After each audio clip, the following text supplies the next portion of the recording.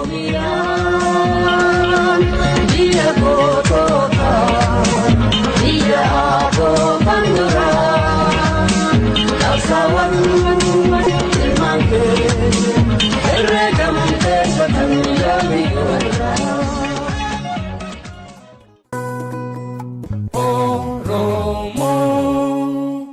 Oromo TV.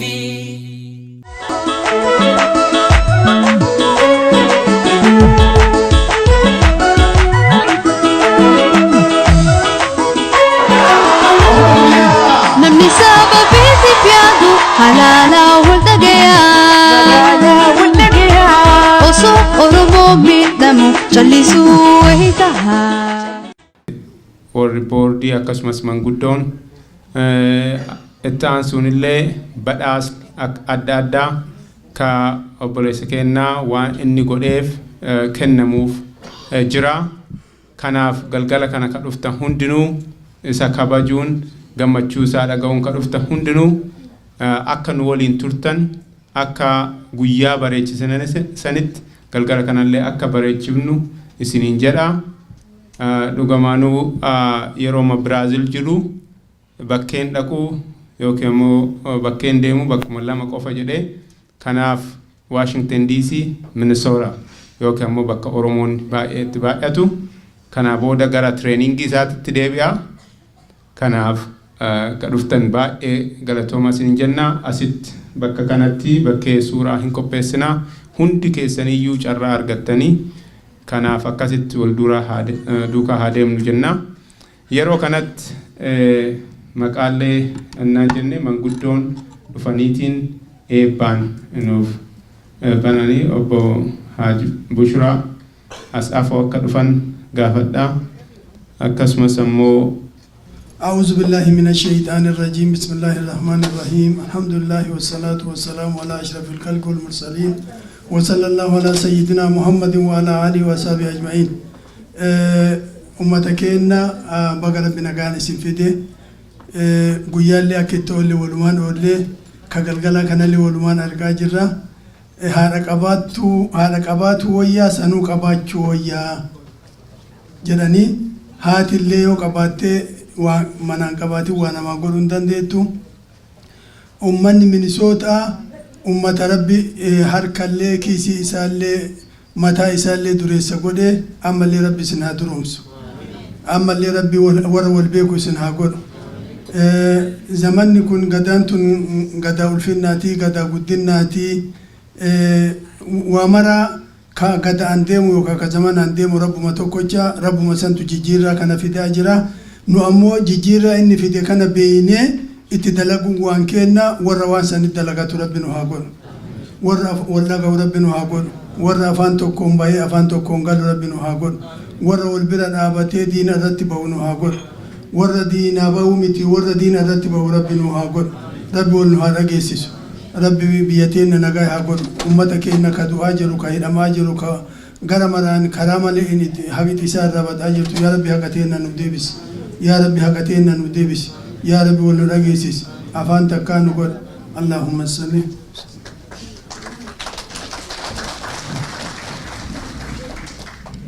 baay'ee galatoomaa. Yeroon kun yeroo irbaataati. Irbaanni akka jalqabeen namoonni asirra dhufanii dubbatan hin jiru. Kanaaf akkasitti walduraa duubaan hordofnu. Amma yeroo irbaataati. Irbaanni akka dhiyaatu attiin namoonni duubaa dhaga'aatiin jiranii irbaanni itti fufaa jechuudha. Soo kanumaan itti fufnuu jedha. Attiin faaruu asii hin bananii galatooma. Socho'ee tokko buqqa'uun isaa naalu sabni koo gabroonfame bilisoomuun naalu dhiigni lammiiwwan kenna bara hundumaa jigaa tambara na adduma dacheen hundi si diigaa haa isaaf wayyaane yaa warra homaayyaane daa'imaan manguddoota dargaggoota hin jenne xiqqaa fi guddaa kenna dhiigni jigu hin dhisne ijaan osoo ilaallu mee maaltee na callisne ijaan usu ilaalu mee malteenna callisne keessattuu dargaggoota reef lafa dhufaarani kan lakkoofsa hin qabne lafarra dhumarani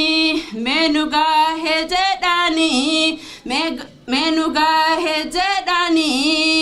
gaahee nu dhiisa lammiiwwan Oromoodha kan fixaanii raasaasan gaadoon bara hedduudha gara kenna nu ciisa kunnumaani caalaka lola caalii caalanko kan Minilik fiite abboota fawwaataako ija kootiin ilaale garan koona dadhabe kunnumaani caalaka harka muura abbole mee maliin adda ta'e harma muura ayyooleen kama cure jiksani kawa morma murani kana mo fanisani kana mo waranani kawana mo hidani achiti sukamsani lubuma jiratani ibidanis gubani biya basani rati malime badinsani oso ijan argani diga saba isani of duba hindebani laminko kutatani godnunu umitika warabi ajirani difamin daddabe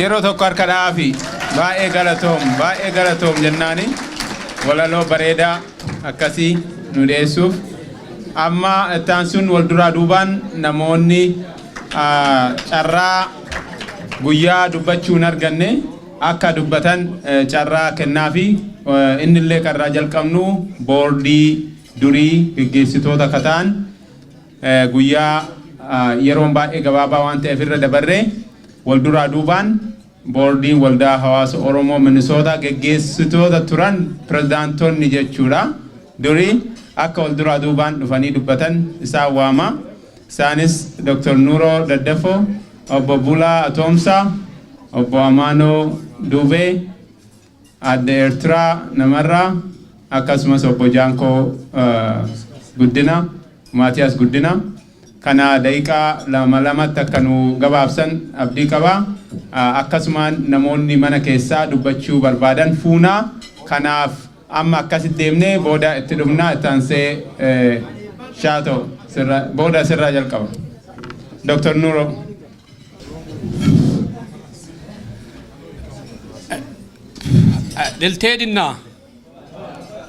Dilteedinna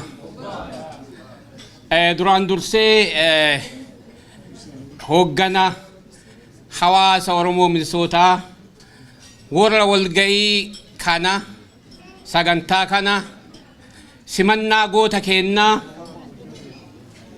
Fayyisaa Lalisaa asitti nu qopheessaniin galatoomaa jechuu barbaada.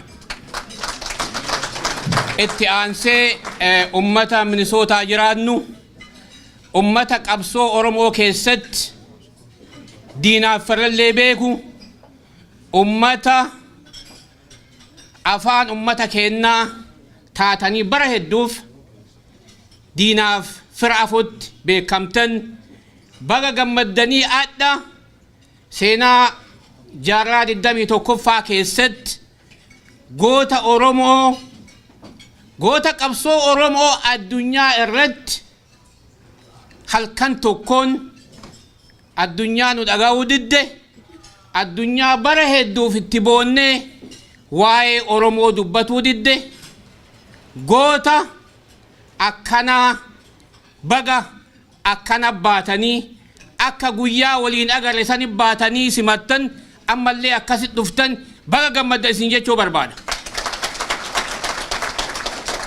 Waa'ee goota kanaa namni hedduu dubbate gaafa inni reeyotti maaraatoonii hoo xumuru mallattoo diddaa gabrummaa, mallattoo ilmaan Oromoo gabrummaa jalan bullu,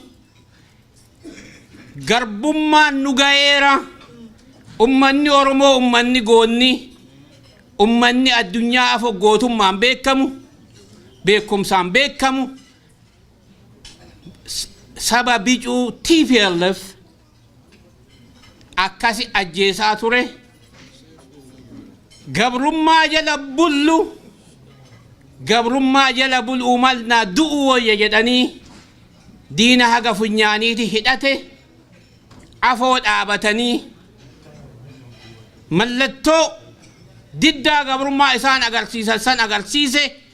Oromoo taanee namni hin booyin, Oromoo ta'ee namni hin gammadin waan jiru natti hin fakkaatu.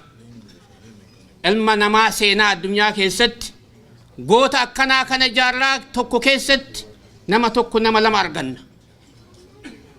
Fayyisaa Leellisaa baga goota Oromoo taate, baga goota jaarraa 21ffaa keessa Oromoof Oromiyaa addunyaa mul'ise taate. Baga qananii kee dhiiftee gabrummaa jala jiraatu mannaa du'uu wayya jettee mallattoo ilmaan Oromoo diddaa gabrummaa addunyaa irratti gabrummaa jala bulu jettee wareegama qaalii goota jechuun jara kenna. Goota jechuun qawwee dha'uu miti. Goota jechuun waan itti amanan riskii isaa fudhatanii didanii bilisummaa yookaan gabrummaa ka jedhu guyyaa tokkoofillee bilisummaaf of kennu jechuudha. Goonni kun goota Oromoo qofa odoo hin taane akkuma inni gaafa san dubbate goota biyya Itoophiyaa san qofa odoo hin taane goota falmaa mirga dhala namaa Oromiyaa keessaa bahe ta'uu isaatiif Oromoon baga gammanne. Atillee adda Oromiyaa diqqoo ka beekamtu odoo ati gootummaa ati daladde kana biyya Oromiyaa deebitee Oromiyaan miliyoona 50 gammachuun bahee simata ture. Oromiyaan diqqoon ammoo Oromiyaa biyyaa bakka buutee gootiin goototaa naa dhufe jettee akkumatti guyyaa agarte sanitti diqqaa guddaan akkasi simatuu keetiif hagam gootummaa fi hagam ummataaf of kennuun hagam agartee bilisummaa ofiitiif wareegamaaf qophii ta'uun kabajaa olii seenaan duune akka namaaf gonfachiisu baga ija keetiin agarte. Barnoonni Oromoonni biyya alaa ta'ee biyya keessa jiru irraa barannu Oromoonni yeroo ammaati diina nama nyaata. Diinni mootummaan TPLF mootummaa odoo hin taane bineensa caasaa mootummaatiif fayyadamee ummata fixu waan ta'eef diina bineensa kana afoo dhaabattanii falmattanii Oromoo boonsitanii Oromoo jaarraa 16ffaa fakkeessitanii kaabaa kibbatti Fayyisaa Lalisaa baga Oromoo taate. Baga goota jaarraa 21ffaa Oromoo keessaa bahe taate. Oromoon goota akkanaa kana argatuuf goota agartee kaayyoo Oromoo sadarkaa addunyaa mul'ise baga taate. Adhallee ammoo Oromiyaa diqqoo keessa baga nu jiddu argamte welcome sin jedha. Oromoo galatooma kanuma jechuu barbaada. Galanni keessan bilisummaa Oromiyaatiif walabummaa Oromoo haa ta'u galatooma.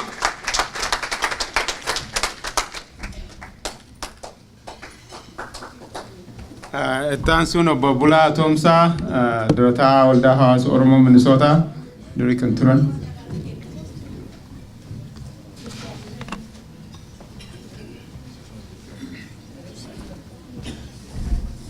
Nagaa jirtu na ukalja tashiteen isa durii jedhe sammaa wate irraa fudhata jedhee ture. baay'ee namatti tola. Anis dursee dhugaatti waldaa hawaasa Oromoo Minnesota akka mucaa gosa quxisuutti kan ilaalu waldaa koo boordiin keessa jirtan galfata nu sitti laanne fudhattanii daran isa nuyi hojjetaa turrerraa hojjechuudhaan ummata keenyaaf saba keenyaaf isa sagalee dhabeef sagalee ta'uun isa immoo goota ta'e immoo gootummaa isaa mirkaneessuun qophii akkasii qopheessitanii nu boonsituu keessanii fi galatoomaan isiniin jedhaa galata guddaadha galatni keessan bilisummaadha. Anillee haasa'uu fi ittiin qophoofne garuu waa'ee goota keenya Fayyisaa Leellisaa dubbachuun nama dhibu eenyuyyuu as ba'eenuma dubbata warri Amaaraa warri Tigreeyyuu Fayyisaa Leellisaa Ambessaa Waagessaa nummoo maaltu nu dhiba jedheeni kanaaf nu dhagoo jechuudha. Kanaaf goota keenya Fayyisaa hin beektu yeroo hundumaan hiriiran ba'a nan iyyaa namman karaaraa miidiyaan tokko naan ba'u garuu Fayyisaan dhufee harka isaa ol qaxxaamuree miidiyaa kumaa ol nu dachaasee jechuudha. Ilaala dubbiin sagalee miti dubbiin iyyuu miti. Na yaadadha seenaa tokko sitti hima hiriira baanee namni nuuf dhufee waa baasu dhibe mala mallee bar tokko miidiyaa matti bu'uudhaaf nama tokkotti himneetu dhaqiitii Star Tribunitti kortaa hawasii duratti baane iyyinee namni nutti ba'u dhibe xalaatti erginee nu ba'u dhibe kortaa hawasii nama tokko ergineetu maqaa isaallee namni kuni asii gurraachonni tokko rabshaa godhaa jiru jedhee Star Tribunitti hime. Star Tribuniin warra wanitti fakkaatee fiigaa dhufan gaafa nu hiriira baanu guyyaa sana duwwaa Star Tribunitti baane nu hiriira amma garuu addunyaa Fox News yoo kana yaa hubane sadii jira maanni kun kan nu godhe eenyuun goota keenya Fayyisaa Leellisaa akkas qabaachuu kanadha kan nu godhe kanaafi ilmaan Oromoo nuyi warri biyya alaa jirru wanti nu goonu waaluma lama dhugaadha gurguddaan karaa dippiloomaasii saba keenya isaa afaan hin qabneef sagalee ta'uu lammaffaa immoo qabeenyaa keenyaanii qabsoo keenyaami uummata keenya biyya gargaaru inni kaan inni biyya itti jira kanaaf waa'ee dippiloomaasiidhaan waa'ee beekumsaan Fayyisaan fuudhee qabsoo Oromoo isaa waggaa 40 guutuu irratti hojjetamne wal fuudhee sadarkaa olaanaa irra nu kaa'ee jira kanaaf nu waan irraa ala jirru immoo walii wajjin taane waan Fayyisaan achiin ga'e kana maal gochuutu nurra jira firiitti gochuun nurra jira kanaaf qophiidha. Qophiidha. Ila eeyyee jettaniitu gaafa 29 Washington DC tola garraare. Eeyyee kanaaf Fayyisaanis gaafa sana nu wajjin jira amma isaa wajjin sagalee ta'a anillee sagaleen koo yeroo tura dachaa ta'a akka ittiin saba keenya uummata keenyaaf hiriiree bira dhaabbanna Fayyisaa Leellisaa goota caalu galatoomii bagga nagaadhaan dhuftee maqaa waldaa hawaasa Oromoo Minnesotaatiin akkasumas maqaa hawaasa Minnesotaatiin galatoomin siin jedha meeshaa tokko harka naa kennaa fi saabisi waldaa hawaasa Minnesotaa fi galatooma.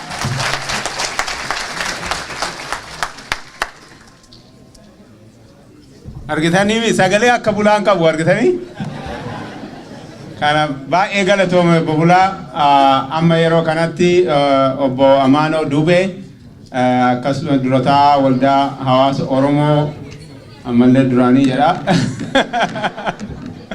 akka dhufu gaafa.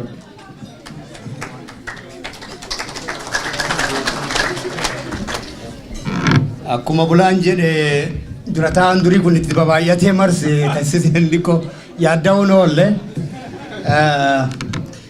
galatooma warri anis waan tokko irra deebi'ee jechuun dubbima mimmiidhaasuudhaaf duraan dursee boordiin gadaa kana waldaa hawaasa Oromoo dhugumatti hedduu galatoomaa jenna. Waan tokko ni dhagaa akka nama hawaasa kana keessas tajaajilaa tures yaada hawaasa keenyaa keessaa waan deddeemu keessaa tokko waan isiniin jedhamuun akkuma nuunillee jedhamaa ture maali siyaasaa dalaguuf filamtammoo waan hawaasaa dalaguu fi waan jedhus ni dhagaa. Yoo Oromoon mana kana keessa jiru nama hedduu amma saampilii Oromoo magaalaa kana keessa jiruuti yeroo kanatti waldaan hawaasa Oromoo boordii waldaa hawaasa Oromootiif hawaasni Oromoo asii qabnu kun hiif bakka biraas jiru wanni Oromoo godhuu malee waan amma godhu kana ala yoo jettan jiraate waanuma hawaasa kana uumanneef hin jiru akkan argutti yoo ummata keenyaa sagalee ta'ee akka ammayyuu kanatti ni iyyine asin mana nu ijaaruudhaaf hawaasa ni ijaarane nu hunduu mana bitanna nu hunduu daldalan godhanna nu hundi hojii kennan hojjanna sarviisii magaalaa kana keessa jirullee karaa hedduun argachuu dandeenya namni lafa badu amma baqataan haaraa dhufee waa hedduu akka dur hawaasni keenya duukaa bu'ee gargaaru san rakkatu hin jiru hundi keenya nama gargaara wanni hawaasa Oromoo waldaa hawaasa Oromoodhaa Ethiopian community adda godhamee gaafa nuti biyya nan dhufne warra dhufan fa'aa jira 1985 warri buursan nullee buursota ta'an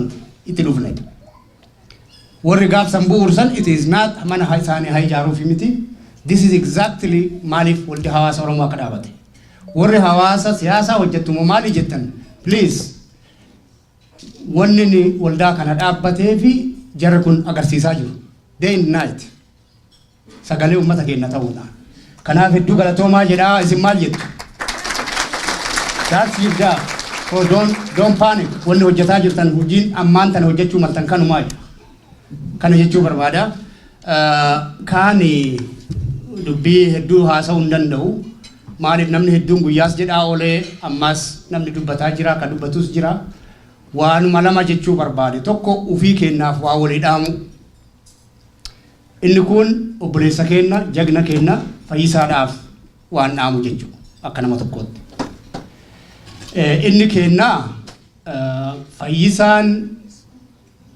rabbiin argitee dhiiga Oromoo ka jaarraa tokko ol dhangala'aa ture qabsoo Oromoo kan jaarraa tokko ol ittima jiramu ka daran jabaachaa dhufe sababa karaa isaatiin addunyaa gubbaa baasee dhiiga Oromoollee akka haqa Oromoollee addunyaan biraas argu nullee akka caalaa hafuura baafannu nu godhe jechuudha. Jagnummaa sadarkaa biraatitti ceesisee isa kana nuti ammoo akka nama tokkootittis akka hawaasaatittis dirqama guddaa harka nu kaa'e jechuudha. Hojii isaa hojjete kana daran illee hojjechuudhaaf akka itti jiru haasaa isaa irraallee murannoo isaa irraallee ni argitu. Garuu nuyi hojii manaa guddaa tokko nuu kenne jechuudha hunda kenna. Maal godhuu akka danda'u namni tokko nutti agarsiise. Nu ammoo baay'een ala kana keessa jirru waa hedduun sassakaalamnee mana taa'aa jirra jechuudha. Dhugaadhaa bu'aa bahiin keessa dabarree qabsoon kenna harkifachuun laaffachuun karaa karaadhaan ija keessa wallaallee wal amantaa dhabnee manatti deebi'uun waa hedduu qaba keessa yoo haasuuf nama dhugaan qabdan jechuu miti dhugaan qabnu jechuu miti hundi keenya garuu malli san keessaa bahaniini murannoodhaan dhugaa walii himuu fi dhugaa ofii himuuni maal godhuu dandeenya jedhanii taa'anii mari'achuun malee ganda keessa taa'anii wal hamachuun amantaa walii dhabuun abdii walirra dhabuudhaan yookaan wal naannoo walimuun gandaa walimuun miti. I hope yoo haga ammaa kana keessatti rakkachaa turre dirqama inni nu kenne kana fudhannee kana booda akka nama tokkootitti akka hawaasaatitti inni duraa ufii kennaa ufitti araaramuun nurra jira. Akkuma nama tokkootittis walittis araaramuun nurra jira. Yoo achirraa hin eegalle yoo sagantaan garaagaraa jiru dhufnee haasofnee wal gammachiisuuf harka walii dhoofnee gariin garaa keessa jedhaa galle ta'uu hin danda'u jechuudha. Ergaa inni nu kennillee bakkaan gahuu hin dandeenyu jechuudha. Kanaaf dhaamsi waliif qabnu ufitti akka nama tokkootti araaramnu Oromoo wal malee homaan qabnu dhiiga tokko nuyi gandummaan itti dhalanneef naannummaa itti dhalanne akka tasaatti bakka sani dhalanne malee bakka kamittuu dhalachuu hin dandeenye ture lafa Oromoo keessatti. Ala kanatti dhalataa jiruun Oromoon ilmaan keenya dhalataa jiruumi. They are still Oromo. It's a matter of chance to born here. Akkasimi. So please ufitti araaramnu yoo jennu kana keessaa bahuu qabnaa. Kana keessaa baanee dhiiga kiyya Oromoon tokko dhiiga kiyya nama biraan qabu abbaa biraan qabu saba biraan qabu rakkatus dararamus gammadus na waliin ni jennee amanuu qabna jechuudha. Kana fudhannaa achirraa eegaluu qaba. Sambooda argitee waan biraa keessatti qace'uu dandeenyu ufitti nama araaramnu uduu akka Oromoo tokkootti waliin laalle waltajjii garaagaraa teennee waan meeqatu himama jechuudha. Kanaaf dirqama fayyisaan nu kennine yoo ka fudhannee bakka tokkotti ceesifnu taate akka amma gammanni kanatti itti fuunu taate dhaamsa kana waliin haa fudhannu waliin fudhannu chuu kennamee akkamiin mirkaneessina. Ayyee ulfaadha. Kun obboleessa kennaaf. Ati dhaamsa biyya, dhaamsa qeerroo, dhaamsa saba kennaa guutuu dararama bu'aa bahii waan addas keessa jiraniif waan isaan barbaadanis fuutee nuun geette jechuudha.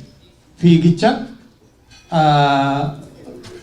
dandeettii keetiin addunyaa irratti bakka san geette qofaanii ni miti kaas geette. Fiiddee dhaamsa sanis uummata bakka jirutti Oromoo biraanis geette, addunyaa biraanis geette. Dhugaadhaa akkuma guyyaallee dubbattu wanni tokko tokko garaa si hanqachuu danda'a. Akka nuti jiru ni argita borus caalaa argachuu dandeetta. Kabiraas ka hasaasti garagaraa sitti jiraachuu danda'a. Maaliif amala keessa ture takkaan nu dhiisuu hin danda'u. Amalli ala kana dhageettu tokko akka gurra sin seenne. Dhaamsi ati biyyaa qabattee sun dhufte suni kana daran hojjechuu waan haga qara gootee daran hojjechuu irratti malee namni alaa kun naqxaa'uu dhabe hojja kiyya fiigaa jettee takka illee akka yaadu yoo sitti illee qixxaa'uu dhabaanne yoo nama taane yoo ilma namaa taane dhala Oromoo taane sitti qixxaa'uudhaaf ka caccabuu qabu nuyi malee ati nutti gaddeebi'uudhaaf nu qixxaa'uudhaaf takka illee akka yaadne hidhaama uma tokko sitti dhagaamini nullee si duukaa jirraa nu kakaafte yoo qararree raafne dhaamsa qeerroo san si wajjin fuunee bakkaan ga'uuf ni murteeffanna. Hundi keenna qophiidhaami. Ayyee kanarraa yoo deebitan lafeen Oromoo isinaa nyaattu. Nagaatti. Obbomaanoo baay'ee galatoomii xiqqoo qilleensi mana keessaa oo'a sanirra hojjetaa jirra. So akka yoo isin dhagamee amma qajeelchanii danna fakkaataa amma ka odeeffannoo dhagayetti kanaaf xiqqoo oo'i jira. Qabbanaa amma qabbanni dhufaa jechuudha.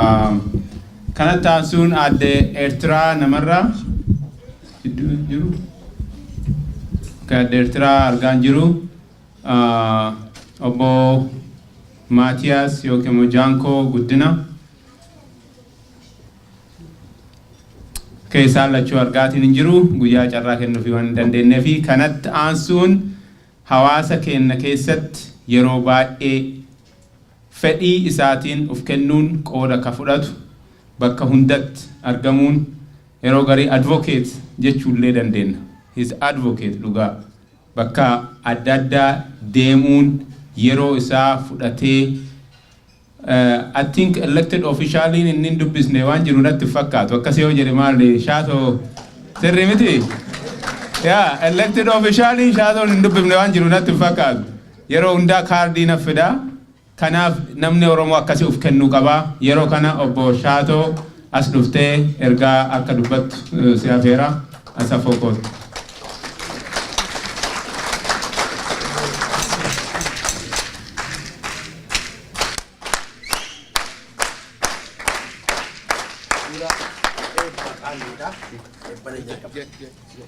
Hayyee bismillahirrahmanirrahim. Ani qaallu Oromooti. Qaallu biriitiiti, qaallu qumbiiti, qaallu halachaati. Akkanatti beeka. Abaarullee hin dhabnu, eebbifnillee ni arganna jechaadha.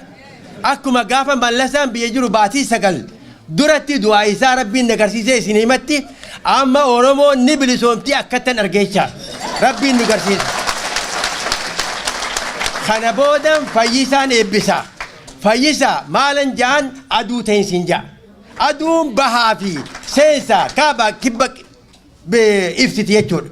Ifaa ta'ii, ifaa Oromoo ta'ii, danda'ii, hin dadhabinii, odaa ta'ii, lalisii, bitaan lalisii, mirgaan lalisii, duubaan lalisii, duraan lalisii jechuudha. Adda ta'ii, adda duree ta'ii, homaas hin danda'in, homaas hin argin, homaas hin dhagahin, dhibbees hin qabin, duddis hin dhibin, sambuus hin dhibin, onnees hin dhibin. Dura si haa ta'u, waa inni dura si haa ta'u, duubanis si haa ta'u. Maatii tantee naga itti nu haa ta'u.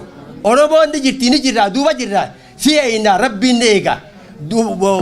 Loltuun takka gaa duraa gabbaate hogga duraa loluudhaaf gabbaate saba ofiitiif ija tiyya burisee lubbuu tiyya kennee akkasitti anduu haa bilisoomtuu sabni kiyya lafa ka'a.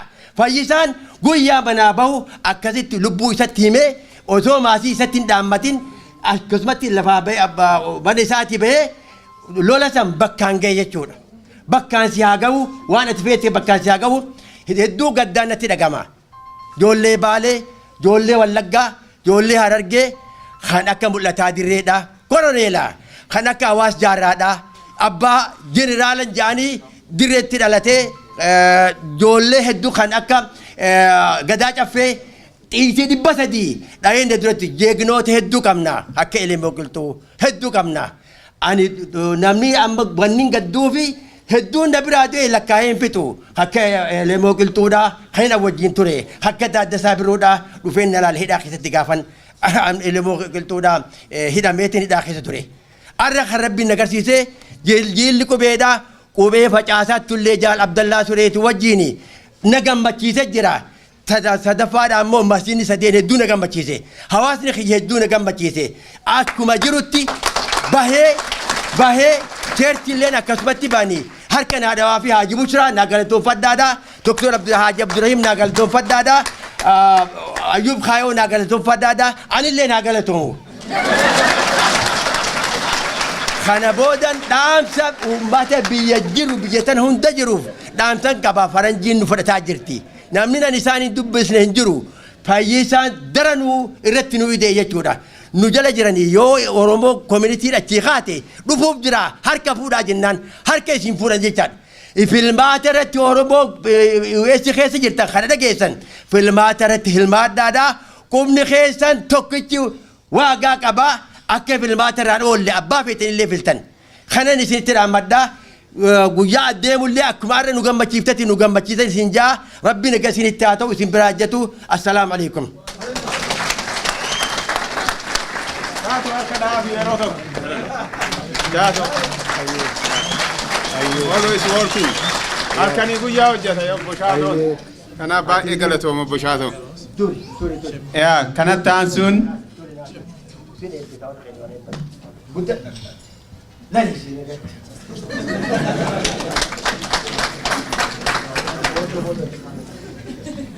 Kanatti aansuun ergaa gabaabaa akka nuuf ergu ka dubbisu nama yeroo dheeraaf beeku biyyarraa jechoo akkasumas immoo waldaa hawaasa Oromoo Minnesota keessatti executive director ta'uun yeroo dheeraa ka hojjete qabsoo ummata Oromoo keessatti immoo umrii isaa baay'ee ka dabarse obbo Hassan Hussein as dhufee ergaa gabaabaa akka nuuf ergu dubbisa yeroo inni dhufu akka harka nu dhooftaniif sin affeera.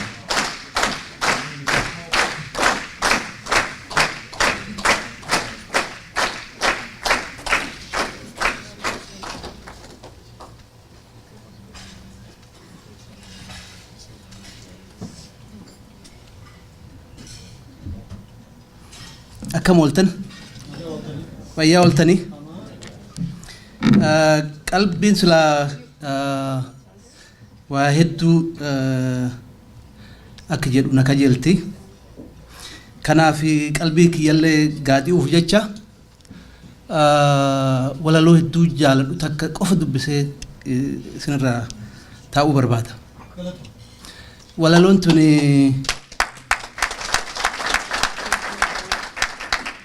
Emily Dickinson barreeffamte akkana jette. Waan abdiirraa dubbatti abdiin guddaan natti dhagamaa waan jiruuf waan abdii san ibsitu natti fakkaatti isin dubbisa jechuudha. Hope is the thing with feathers. Hope is the thing with feathers that perches in the soul and sings the tune without the words and never stops at all. And sweetest in the gale is heard, and sore must be the storm that could abash the little bird that kept so many warm. I have heard it in the chillest land and on the strangest sea, yet never in extremity it asked a crumb of me. Jetti yeroo mastaa umman aga nyaata eeggadhu afaan Oromootti jijjiiree warran dhageenyeef isi madara deebi'ee dubbisa jechuudha afaan Oromootiin. Abdiin waan uffanni baalli isaanii abdiin waan uffanni baalli isaanii kabarartee siree qalbii yaabbattee irra qubattu ka weedduu jechaan malee weeddiftee garaa nama booressitu qaanqee yoomillee hin dhaamne yoomillee mi'oo fooliin isii obomboleettii keessattis dhagayamtu dhukkubuu qaba dirsaan ka simbirroo xiqqashoo tana qaanfachiisu ka qalbii qorrite hedduu oo'iftu dhaga'eera lafa akkaan dillaa'a keessattis dambalii galaanaa dallana keessatti irrattis ta'ullee takkaa guyyaa cixxee keessattis muraa hambaa kiyyaa kenni naan jettee na hin gaafanne jedha galatooma.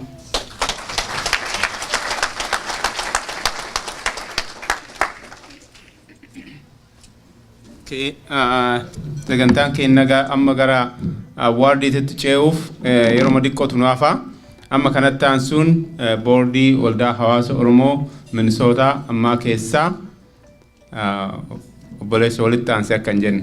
Kanaaf obbo Abbaa Booraa Kadir ergaa gabaabaa qaba. Kanaaf obbo Abbaa Booraa akka asuuf afooloftu si afeera. Abbaan Booraa waldaa hawaasa Oromoo keessatti dinagdee kato'atu dinagdee hawaasni argatu hundaayyuu kato'atu isaa jechuun yeroo kanatti ergaa gabaabaa qaba.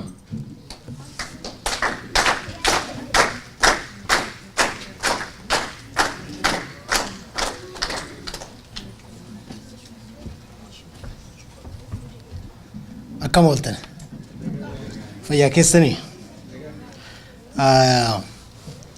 guyyaa kana hunda maali inaasodhee ofiin falmaa ture duubarra immoo guyyaa guddaa akkanaa kanatti waa jedhuma qabadhee waa jedhe kanaaf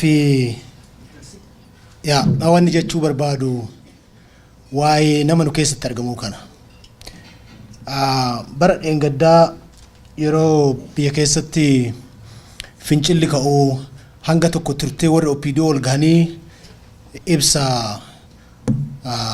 ummata waaltummaa godhatee jedhu tokko baasanii turan. Ina rakkoo Oromoo kana hin dhageenya hin fooyyessina waan akkasii dubbatanii turan. So maal jedhaa turre namti tokko achi keessaa waggaa 20 ummata kanaan ummata keenya jedhanii ijoolleen bara isaan biyyattii san Tigree dursanii dhufan hin dhalatin har'a waggaa 20 geetu 25 geetu isaan jala turumtu.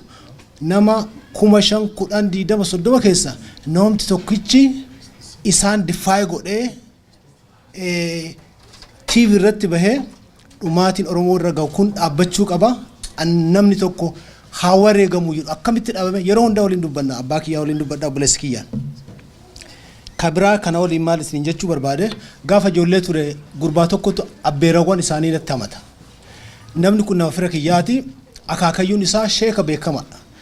Nama abaaree nama balleessuudhaanii nama eebbisee nama badhaasu. Soomaan naan jedhaa bara abbaan kiyyaa fi obboleeyyan isaa karaama akaakayyuu keenyaan qabanii. Maaliifii akaakayyuun isaa san akkam jedhaniini duraan asallaa deemadhanii nama qaadi eenyudhantu jira sheeka guddaadha. Sheeka waa'ee rakkoo amantii kanarratti murtii dabarsu jechuudha. Achi isaan faa bira qubataa namni hedduu barbaada. Huccuu itti godhanii kootii itti godhanii kophee itti godhanii ganama hogguu ba'u karaa irratti nama argu sheekii sila egzaabeer hogguu jedhaniin jaakkeeta ofirraa baasaa kaanitti dabru kophee baasaa galgala hunda qullaa galedha.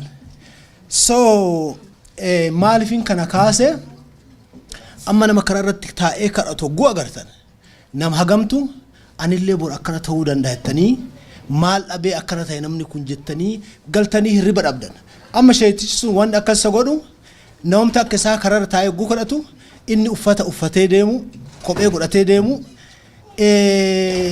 barbaachisaa itti fakkaatuu dhabeeti. Barbaachisaa miti hogguu jedhu namni akka isaa hogguu dararamu inni immoo sadoo qananii isaatiif waan akkasii godhuun irra nama san daara san baasuu miila isaa guyyaa tokko gufurraa oolchuu jedheeti. So maal jechuu barbaade namoonni akkanaa ummataaf jedhanii of guban ummataaf jedhanii of wareegaman yeroo hedduu hin jiran. Maaliif Jeneraal Taaddasaa booda nama akka isaa arguun waggaa dheeraa nurraa fixa. Waaqoo guutuufaa booda nama akka isaa arguun waggaa dheeraa nurraa fixa.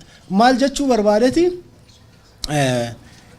Fakkeenyaaf namoonni akkanaa kun hogguu ka'an ummatatti abdii horan.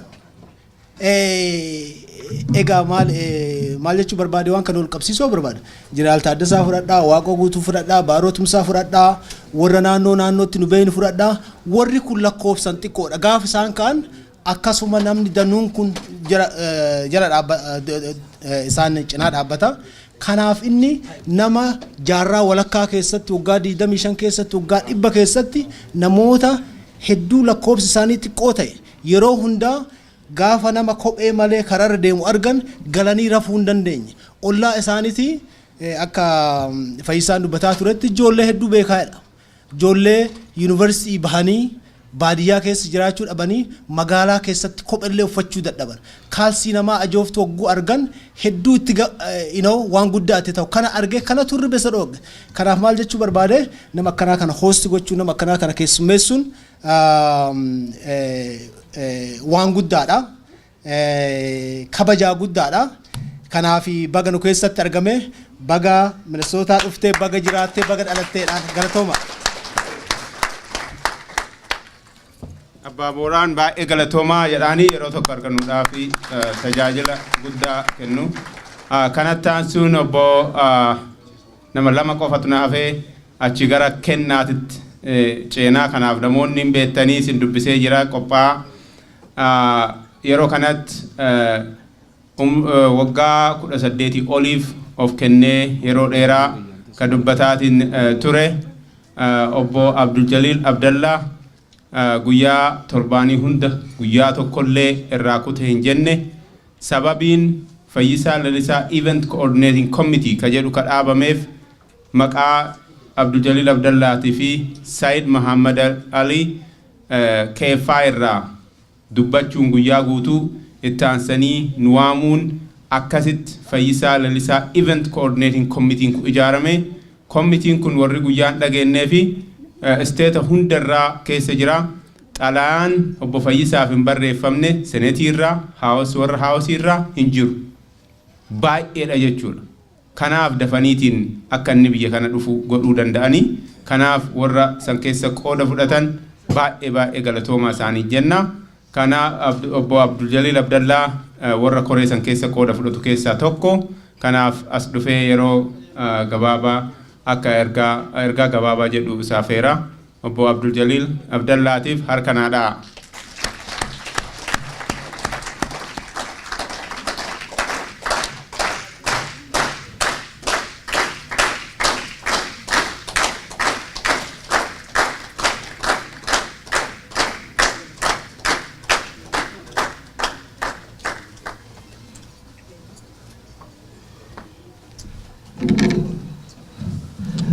Hayyee galatoomii tashitee akkasumatti illee hawaasni Oromoodhaa kan keessattuu guyyaa har'aan tana hin dhagahamu.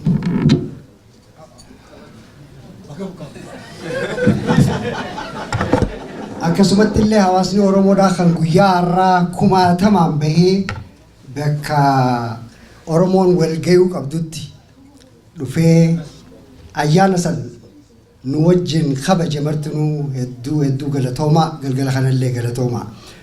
Fayyisaallee naa galatoomuu Fayyisaan qabsoo jabduu barbaachisummaa miidiyaadhaatiin waan silaa geggeessu san geggeesse. Dubbiin isaa dalagaan isaa waan amata 40 duraan na yaadachiifte ani waan guddoo beeytanii. Amata 40 dura gaafa san wanni nuti harkaa qabnu sayilee takka hin guutu. Kana waan takka dhootu xiqqoo takka qabnu gurraattii takka waan akka qixraanaa ni dhooti jaaniiti waan takka keessa keenyee detoneetar jaaniini isiisan keessa keenyee dhoosuu barbaanna. Maali jennaan bakka hamtutti baatii 3 guutuu eega dhokanneen booda gabbaanee addunyaan akka nu dhageessu barbaanne. BBC nu dhagaya BBC nama dhageessi jechuu dhageenye. Kana duuba dildila tokko jira riqicha tokko jira naannoo Watarii ejarsa ruufaatiin jala fuuneeti waan sanatti keenyee namuchi fagaatee gurra qabate. Wanti xiqqashumattush jette BBC'n hin jirtu maal jirtu. Duba BBC nutti dhangalaase Fayyisaan jechuu barbaade.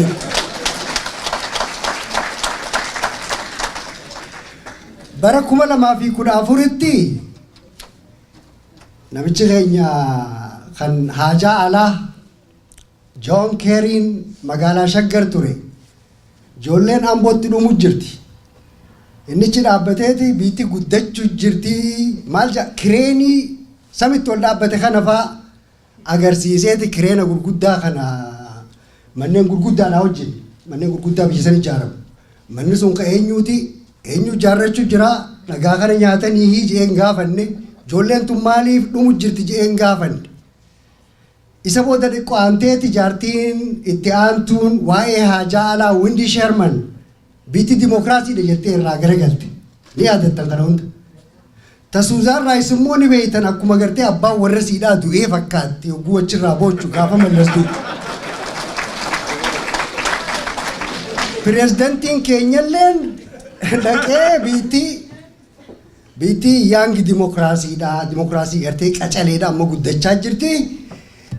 Guddinni kun cuftinuu sabata fidaa biyya sanitti gartee biyya san qofaami naannoo sanillee ankaniin beeku biyya sanillee ta sabata dhorkite wayyaane ta naannoo sanillee sabata dhorkite wayyaane ta saawuzi Sudaan dheexee sabata dhorkitu isi ta Soomaaliyaa akkanatti jeexee bakka 500tti adda ciccirtee sababaa sanii akka mootummaan jaarranne gootelleen isiidha. Kana pireezidantichi keenya immoo dhufee kana godhe. Duuba jarri biyya tanaatis miidiyaan sodaata beeka. Ammaan tana BBC hundi dubbachuu jirti.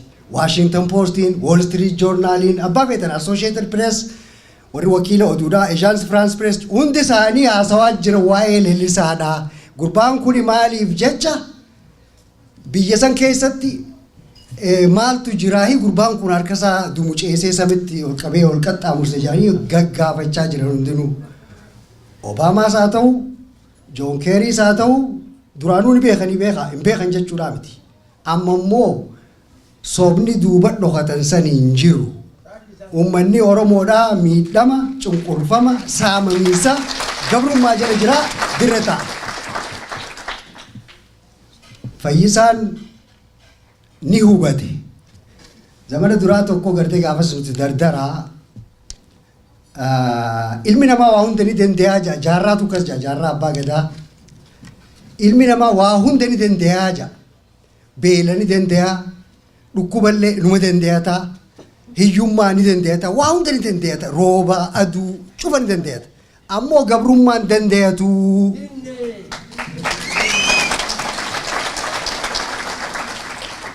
Fayyisaan gabrummaa hin danda'adhu je maaliif hin tana kaase silaa biyya deebi'e. Gaafa duratti yogguu namni maaratoon hin ta'u waan tokkoon moohee yogguu dhufe asirra laqaa godhanii yookaan homoo godhan gartee lafa takkaas kennine jaaniin ammoo dhiiga dila dhangala'u san namni beeke jechuudha namni tana takka hubate dhukkubsachuu jira kanaaf jecha san hunda hin danda'atu lafti isaan itti kennanii fi asirra laqummaa fi matoo laqummaan haa haftuu jee mucaan quba qabaatee jechuun ni beeke jechuudha. Saniifuu qarata Talumaa qara ta'uusaati. Yeroo hedduudha fiigee amshuu. Gaafa fiigee biyya tanatti illee fiigee bakka biraatti illee fiigee gurbaan obseet eeggate. Maaliif bakkuma hin jirretti faffacaasuun faayidaan qabdu waa. Bakka namni biliyoonni harkutti Rio de Janeiro dhaqee achitti harka baasee achitti harkasaa ol dumuceese. Ija garagala moo akkamiif godhan Obaamaan laaluu jira hundi laaluu jira akkiif godhan hin jirtu duuba tana keessa jarri Tigreedhaa kute jarri Wayyaaneedhaa kute bakki takkittiin isaaniif hafte haga har'aan tanaa wanni isaan jiraataniin ta biyya keessa agartee gogowwaa nama keenyaa keessaan cinaa dhaabbatee isaaniif utubaa ta'e biratti warra alarraa maallaqa barabaraan itti kannee tara takka biyya san guddifna tara takka biyya san maarree godhe jee warra maallaqaan itti kannu kanaatu jiraachisaa be isaan kanaatiitu qabeenya meeshaadhaatiinis gargaaraa be leenji isaaniis gorsaanis gargaaraa be arraan tana biyya keessaa ijoolleen kuchiifte nuti warri ala jiru ala kana keessaa leellisaa fayyaa haa ta'u umriin isaa haa dheerattu karaa nuu saaqee bakka haftarraa gatan tarsinee hallayyattaa kuchiifnu isin jaa waan dhaggeeffataniif fayyaa ta'aa.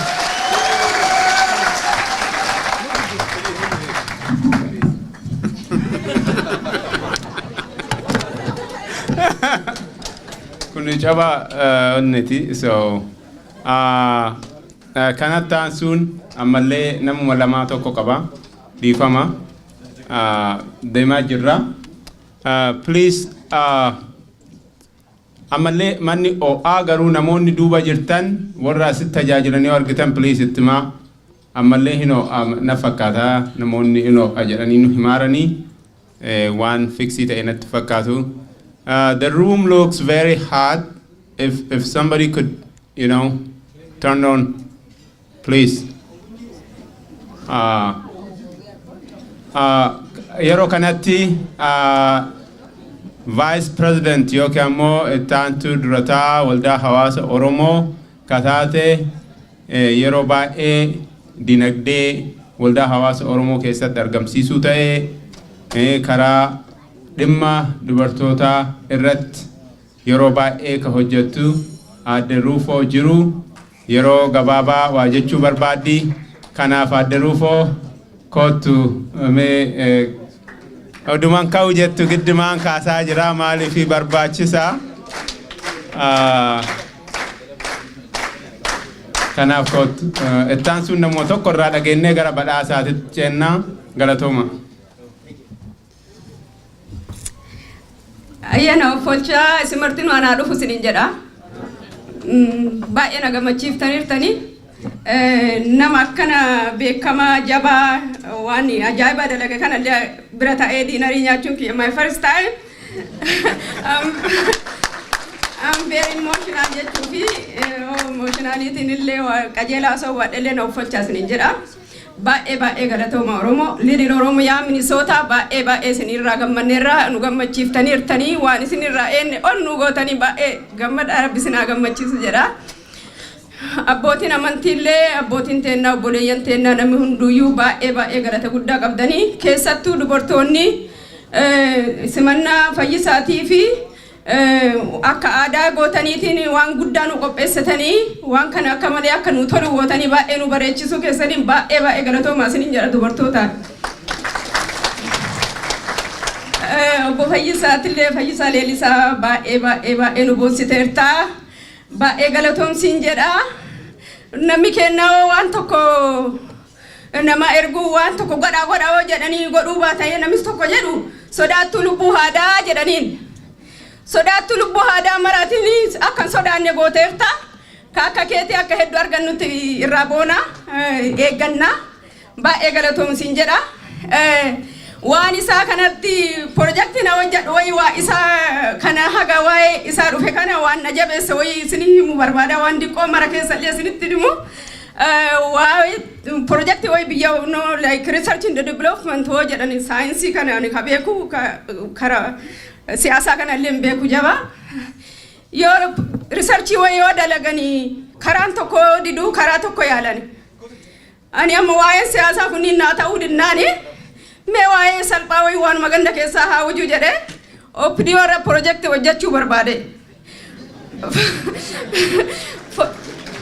projectiin kiyya amma uummanni keenya yeroo hedduu yoo sibsabaa yaa'anii waa'ee biyyaa kana dubbatan akkamitti adunaa jedhani qawwee haa binnuu jedha uummanni martinuu karra lolu ana mootuyyuu qawwee binnee erguurra OPDO qawwee waliin bituu qabnaa jedha.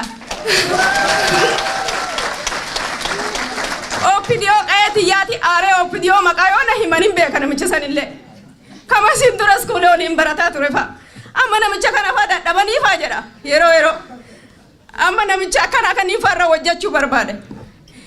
Namni kunniin baay'ee yoo dubbisuu qaraan siitti qajeeleen dubbanneen jira mi dalga tokko akka tokko yeroo sii kenna fa'a maalii kennaa jedha. amma kanuma keessa osuma kana wajjadhu dubbii fayyisaa gannaa dhufte du'aa duuta akka fayyisaa safujii jedheen opiniyoon mootummaan illee baruu sirraa lixaa atiin Eertiratti hin galtu Tigiratti hin galtu qayyateen na haftaa waliin hin galtu qandakeen na haftaa se'oonna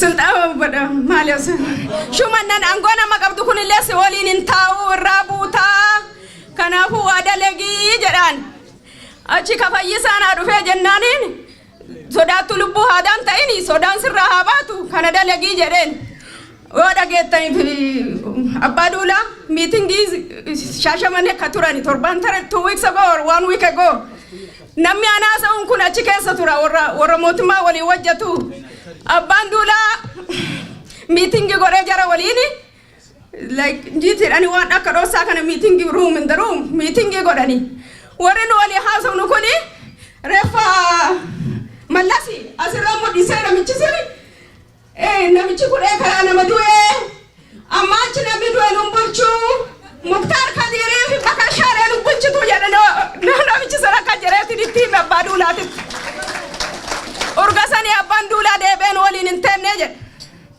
kanaafuu sodaattu lubbuu haadha karaa uummanni mootummaa waliin hujuun sodaataa yeroo hedduu sodaattu sunni nama sodaattu marti gootu qalbii wannaatti guutameera amma akka qaraatii miti lubbuu godhataniiranii sodaa surraa badaa jirti fayyisaan sodaa nurraa balleessee kanaafuu uummanni marti pirojektii wayii hojaa biyyatti individual one to one meekoolii godhaa jaabara geettanii work on it work just do it Yero better kuma work out it get them push up and just push yourself and do something there is one option biya jirti qawwelen tajatan biya jirti esa jirti Tigray Eertiraa ratani way bitani mo Tigray ratani bitan biyuma tee jirti ganduma kee jirti wanni martinu ganda kee jira ganda kee ra huji sibartinu ganda kee sadi huja kino jata huja akka fayyisaa kana huja irte kana daladi akkana dalagaan jirtani dalagaa akka fayyisaati dalagaa lubbuu keessan kenna hin kenna afaanin hin jedhera dhugaan kenna kanaaf yoo sodaatan nu erga isini hujjanna thank you nu jiraadha baay'ee isinirraa boonna ana hojjettani moo akkasitti badhee maree anillee guddaa hojjedhe jiraan jiru garuu hima waa godhana eega TPO barbaadan akka TPO haasofsiisan akkatti bitan sometimes seel yoo jedhan kunoo moolii kaniin faa yoo seelii jiru kan argite seel jennee aanaa miti TPO alla qawween seelii irra jirti deema bita everything on sale qawween seel TPO seel kanaafuu jabaadhaa uummata Oromoo hin jirtanii harqara hin jirtan se'aan akka bilisoomnaadhaa manaara hadha baay'ee na gammachiiftan akkana yoo hirmaanne we will do something is coming soon just do quickly like Fayyisa jabaadhaa uummata Oromoo jiraadhaa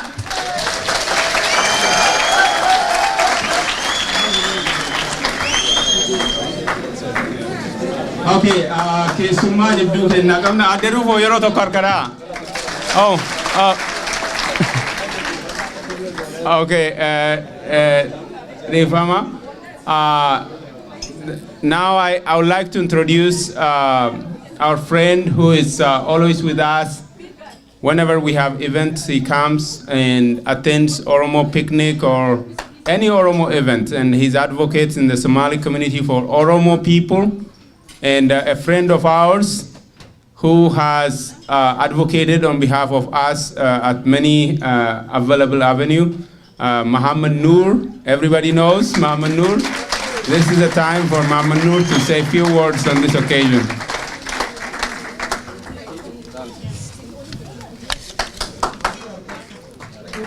Assalamu alaikum. Good evening.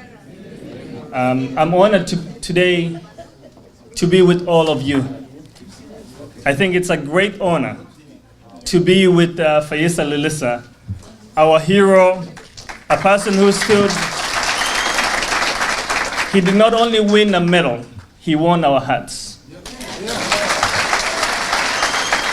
And this struggle is not only for the Oromo community, it's for all of us. I don't want you to think that it's only for you. I don't represent the entire Somali community, but I'm saying Somali community is with you. We will all stand together. When we are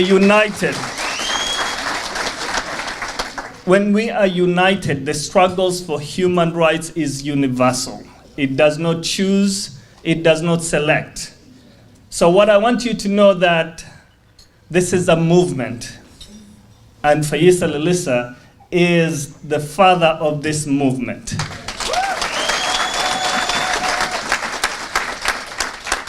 It has been done before by so many people. When you read about the struggles of the civil rights in America, you always hear about Dr. Martin Luther King. And yes, I'll tell you that Fayisa Lilisa is our Dr. Martin Luther King to fight for the struggle.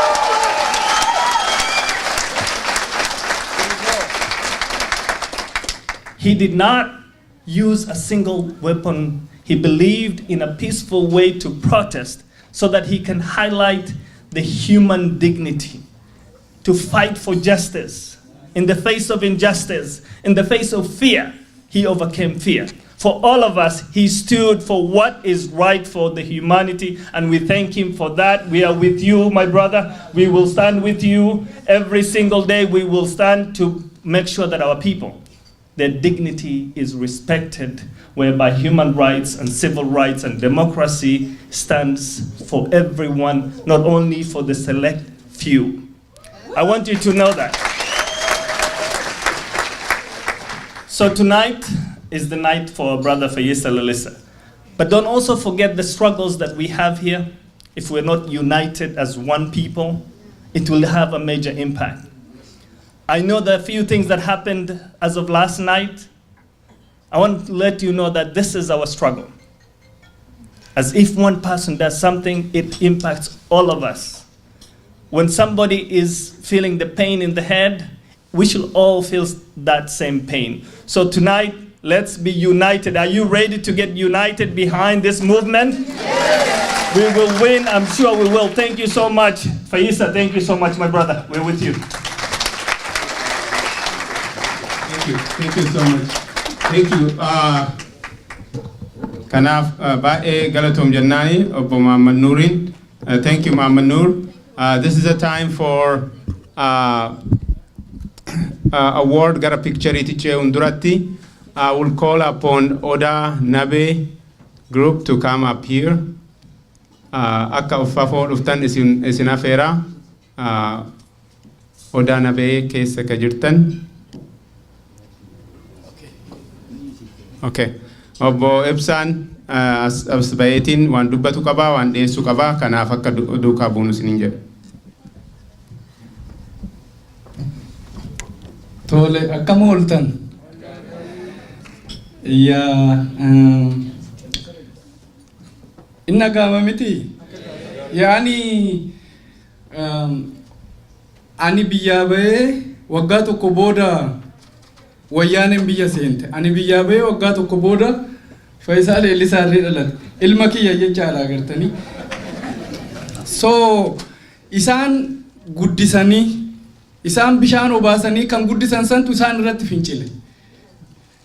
Fincilli immoo ani inni calqabe yeroo ani dargaggeessa ture lafa inni itti dhalatetti kan akka nama wagiisaa ta'u kan jedhamu qawween kennu jedhee nama torbaan fincilee hawaa gochaa ture. Warri Facebook laaltan immoo yeroo dabre fincila jaldu waan beekaniif makiinaa meeqa anachitti ergaa turan sun jaldu ture kana beeka. Eegan kana jedhee booda wanti nama asirra bahee fi waa'ee GoFundMe isaaf bannee turre. Aki GoFundMe sun itti baname duraan yaadnee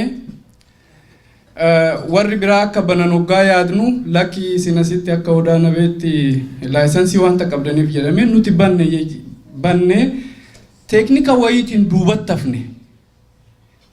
Kana Dr. Hungaasheen fuuldura bahee nuti immoo caal jennee sana itti qajeelchine soo booda nurratti cufame.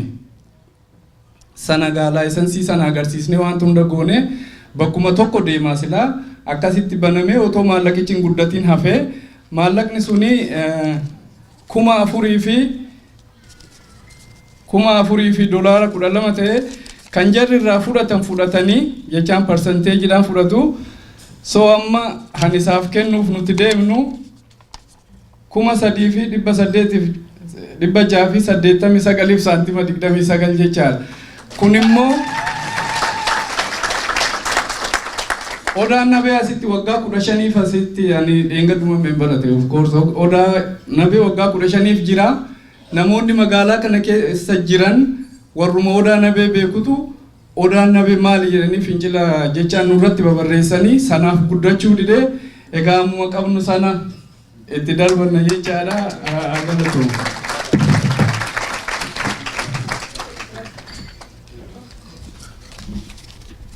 Asirra bahuu qaba. Okay.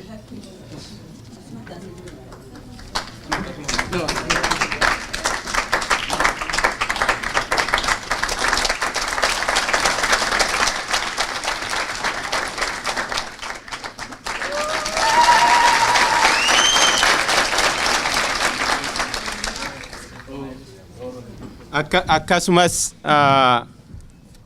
namoonni karaa qopheessitanii turtanii yoo ammas jiraate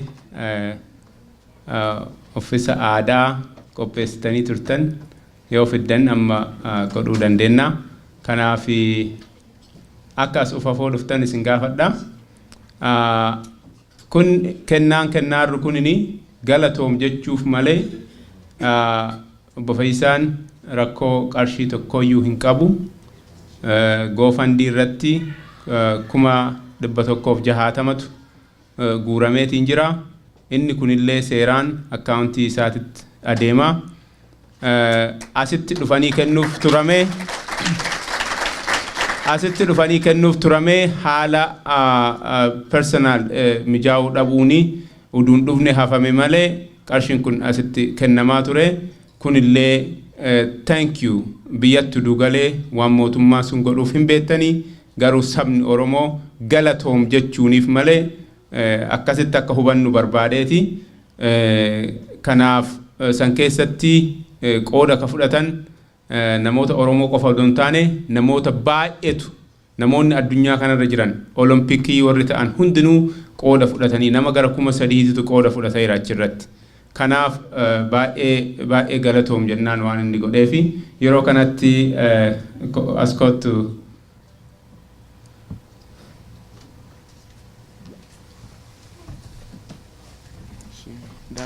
daawii yeroo tokko harkadhaafi. Ifa manaa godhaana wolfkalchaa an dubbilee nama asirratti dubbachuu danda'u miti garuu lafa itti dhaladhetti aadaa keenyatti goonni ennaa ajjeesee galu haati kutaattu 50. Haalli isaa immoo akkatti ta'u ilmi tokko goonni tokko ennaa ajjeechaadhaaf deemu kan ajjeesuu dhaqu harba gadamsa yookiin leencadha.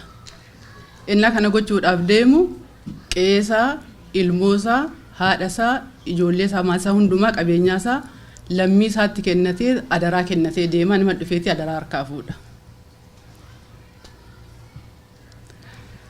Fayyisaan garuu haadhasaa, ijoolleesaa, haadha manaasaa, maatiisaa waraabessa nama nyaatutti kenneet lubbuu isaatis murteessee lubbuu nama baay'eetti murteessee dinqii kana hojjete.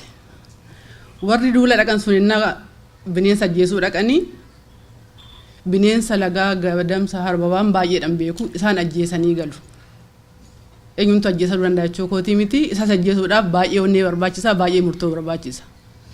Fayyisaan garuu fayyee koosiin boonna. Fayyisaan garuu mootummaa abbaa irree kan biyyi lafaa beeke kan mootummaan Ameerikaa illee beekee amanee itti of gatatee itti abdatee waa'ee isaa baay'ee haasa'e addunyaarraa ajjeese.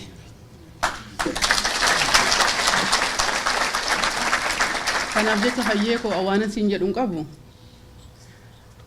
Dubartoota Oromoo, haadholii Oromoo warra ijoollee isaanii goodaatti dhangala'e. Warra reef ilmaan isaanii gubbaa taa'ee boo'e. Warra salphate garaan isaanii isaa eebbisu. Garaa tooraan isaa eebbisa. Ayyaanni Oromoo isaa eebbisu. Ammallee lafa deemtutti Waaqayyo ayyaanni Oromoo ayyaanni saba keenyaa ibsaatee dura kee adeemu isaa oof kalchuu oof kalli hamtuun si qaqqabiin ulfaadhu galatoomi.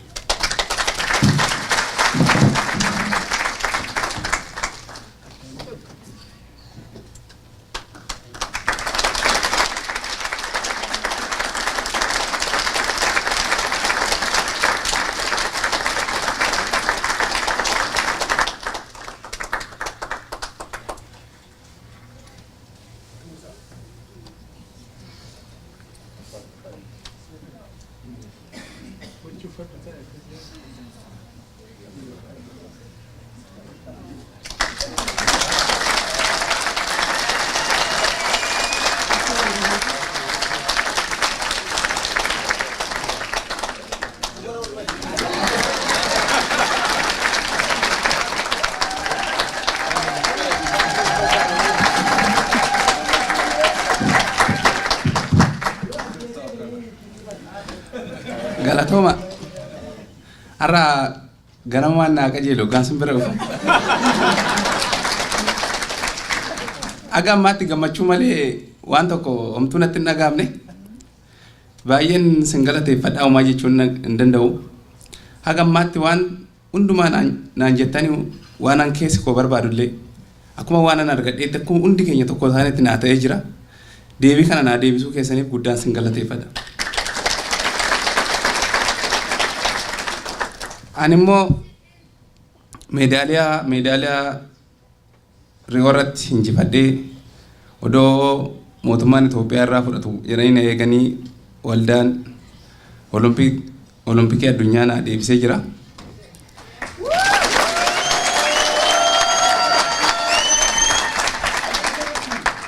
Isa fidee dhufeen borsaa kiyya keessatti konkolaataa keetti na jala hafee simbiratti agarsiisuudhaaf. Kanammoo meedaaliyaa kana warreen qabsee Oromoo jalqabanii haga har'aatti wareegamanii iddoo kanaan ga'anii fi kan gara fuulduraaf wareegamuuf jiranii fi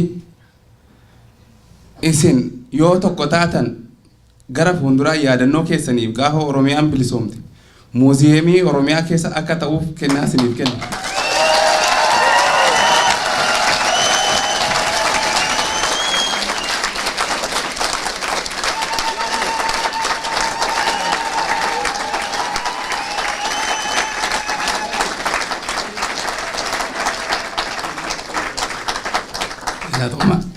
Yoo waliin galle garuu sinirraa nan fudhu.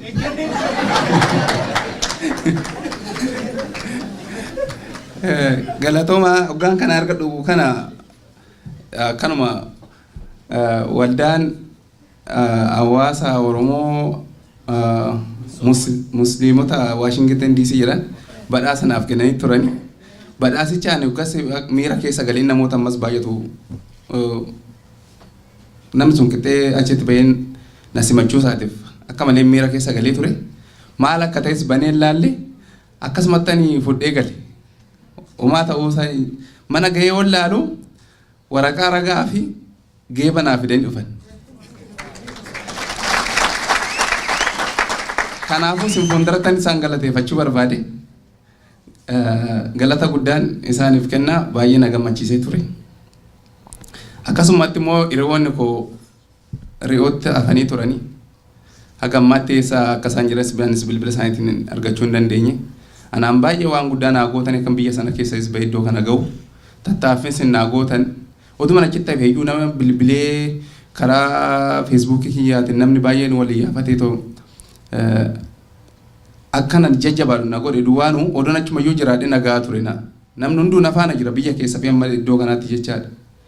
Isaanis jabaadhatii hin irraanfatinati ani immoo isaaniif qarshii isin walitti naa fuutan sanarraa doolaara 20,000 isaanii kenne.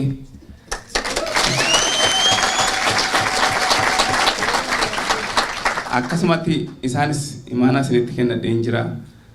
Galatooma fayyaa ta'a ulfaadhaa. Nagaa ta'an isiniin jedha.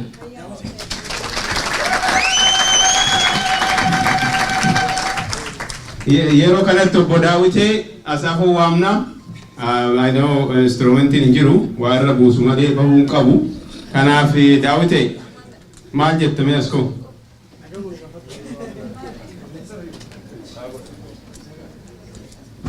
Mee jedhe.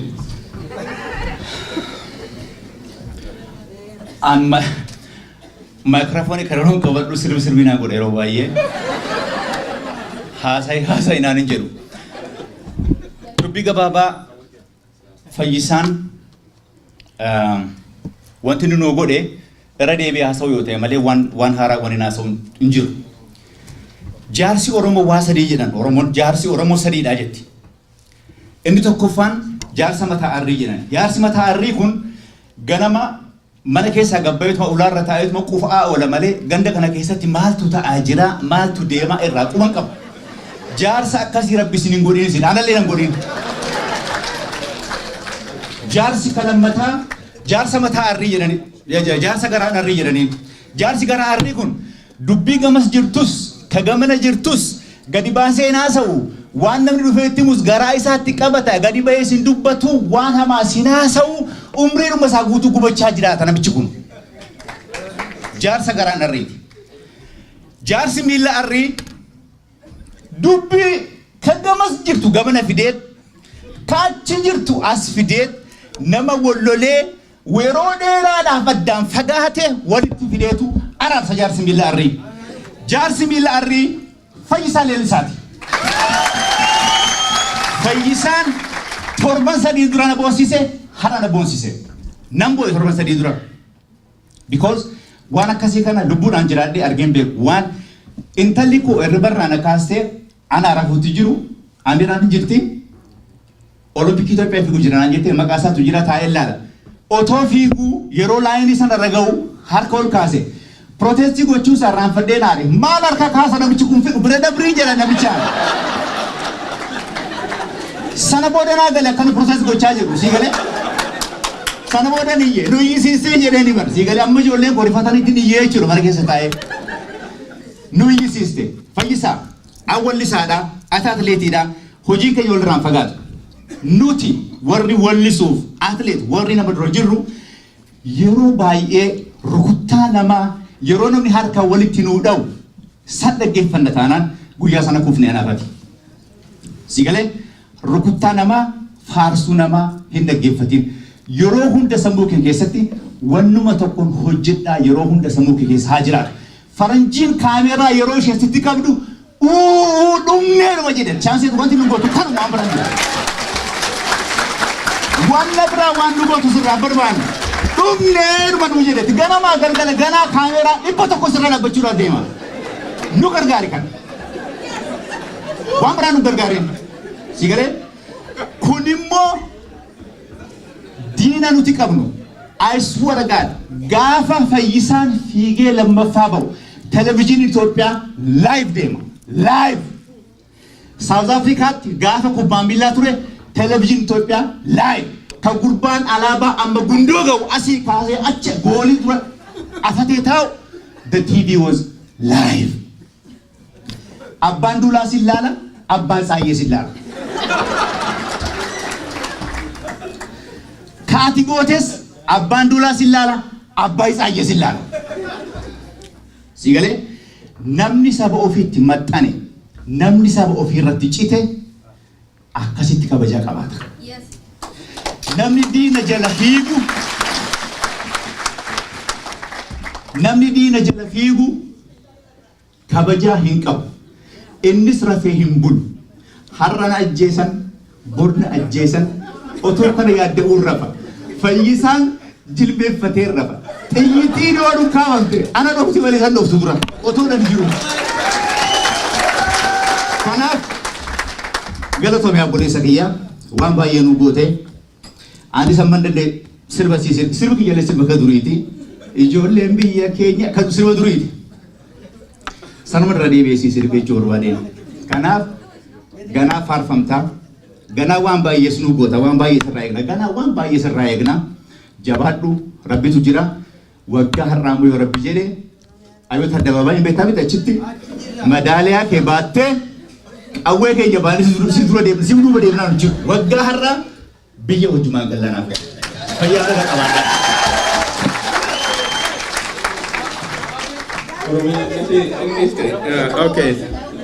Okay. Daawwitii harka nu dhaafi baay'ee gaarii ani walaloo irra buusa jedhee eegaa ture kanaaf inni dubbii irra buuse argitee akkatti nama kolfisiis yaa baay'ee galatoomii sirba Fayyisaa ammoo haaraa gadhiisee jira waa'ee Fayyisaa leellisu isa hin jedha jedhee eegaa ture so kanaaf akka dhageettan isin jedha yeroo kanatti Oromoo Soccer Federation of North America kubbaa miilaa durataa akka ta'e obbo Ejeroo Usoo as dhufee waan gabaabaa dubbatee kennaa qaba. Kanaaf yeroo kanatti isaa waama. Itti aansuun waldaa hawaasa Oromoo Minnesota.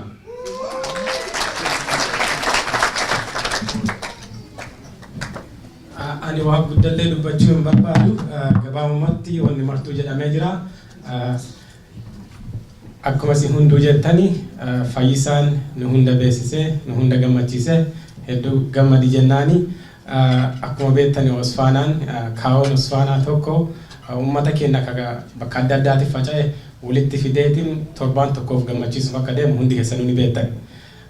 Akkuma beektan bara taree waggaa 20ffaa kabajnee turre bara dhufuu Washington DC deema. Akka inni jidduu keenyatti argamu abdii qabna irrattis ni dalannaa jechuudha. Kanumaaf Osfaanaan akka Osfaanaa dura taa'aa ta'eeti awaardii qabnaa fi awaardii kana kenninee fi galatamii jechuu barbaanna. Gabaabumatti asirratti teeloo fudhattee bareeda.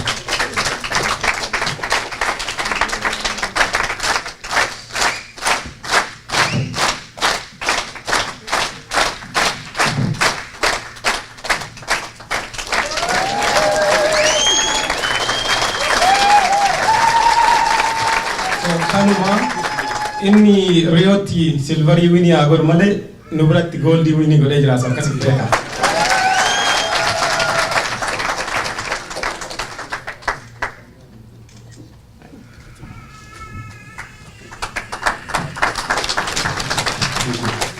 Thank you. Yeroo tokko obbo Baay'isaa.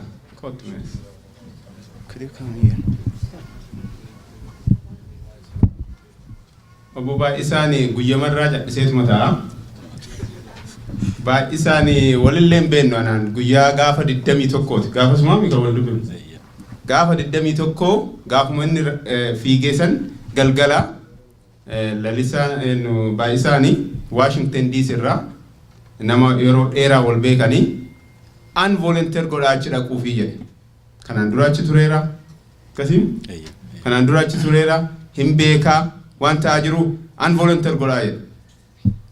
Of kennee jechuudha. Achi yeroo biyya dhaqu inni dubbachuu hin barbaadu saniif dubbadha. Yeroo achi ture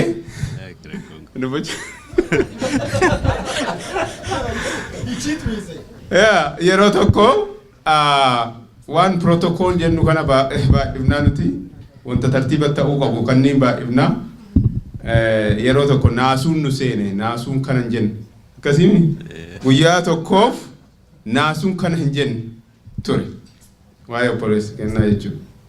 Kana irratti jaba illee waliin dubbataa turre waanuma icciitiin bahuun qabuu ka jedhurraa haa ta'u malee icciitiin karaa gara biraatiin bahee kanaaf dhugumaan akka harkanaa dhooftanii barbaada. Haga guyyaa dhumaatitti achi ture isa waliin fly godhee Washington DC galee achi har'allee jidduu keenyatti argama.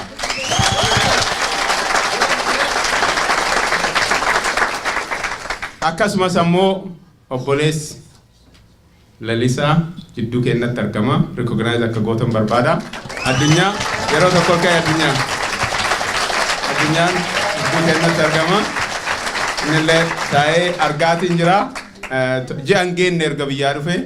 Kanaaf baay'ee galatoom jennaani jidduu keenyaa argamuu isaatiif. Baay'isaa waa jechuun mee jedhu. Akkam jirtu waltajjii akkasiirra baay'isee mul'adhee hin beeku. Hunduma keessaniinuu galatooma. Mucaan nama hunda keenyaati. Anis nan beeka. Inni murtoo akkasii yoo fudhate san koo murtoon kan hunda wanta ajaa'ibsiifamu miti garuu ani tikkeettuma kutachuu murteesse malee waa biraan kanan murteesseefis immoo mucaan nan beeka ormarraa numata irra beekaa laata jedhee tananii dabalee warra fiigan kana wajjiniin hariiroo xiqqoo tokkoon qaba. Kanumaaf jecha dura achiin ture guyyaa 2 dura ol deebi'ee iddoo isaan jiranii viizaas waan qabuufan orma namaan mari'annee homa koo tikkeettii kutadhee waan jedhee sana hunda caala garuu namoota galateeffachuu barbaadu jira. Guyyaa sana namni dura naa bilbile adda Arfaasee Gammadaati. Hedduu galatoomtu isheen taanee Isheettaanee obbo Fiixaamooti naa bilbilee, obbo Tashitee naa bilbilee isaan hunda wajjin bareedne hojjennee hunda caalammoo guyyaa sana mucaa kana Olympic Village dhaabamnee hoteela gashuuf hoteela sana kan buuknuu godhe Abbaa Arfaasee Gammadaati namni hin beeku baay'ee. Anillee qaamaan hin beeku afaan Portugiisii beekanatti fakkaata. Baay'ee rakkisaadha afaan biyya sanaa qonnaan Portugiisii hin dandeenye walii galuu hin danda'u. Isarratti iddoo nu gargaaran Abbaan Arfaasee hedduu galateeffachuun barbaada. Sababa isaatti otoo namni hin beekne hoteela Olympic Village dhaabamnee hoteela gashuu hin danda'ame. Innillee hin beeku abbaa hoteelicha isaa qabee har'atti nu barbaada. Kanuma jechuun barbaada hunda keessan galatoomaa mucaan keessan kunooti hanuma hunda keessaniiti fayyaa isaatii kana booda immoo walumaa galatti.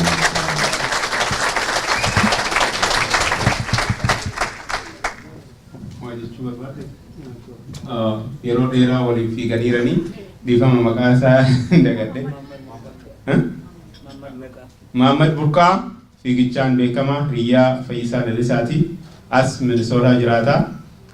Ganamarraa dhufee ganama subii dhufee ergasii akkanallee isa biraan sochoone kanaaf Mahammad mee waan gabaabaa akkam jirtan jedha.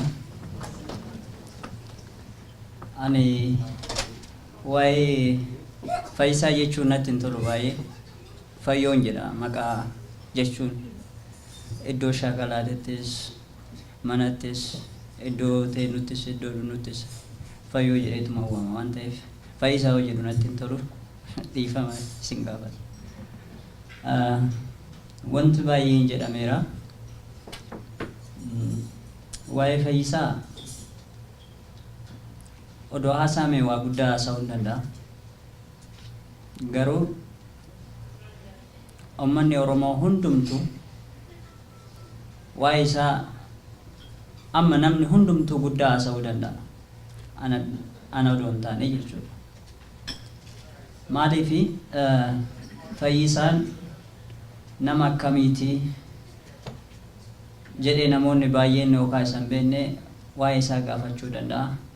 Fayyisaan nama Oromoof quuqamu, keessiidhaan isaa dhibamu, iddoo shaakalaatitti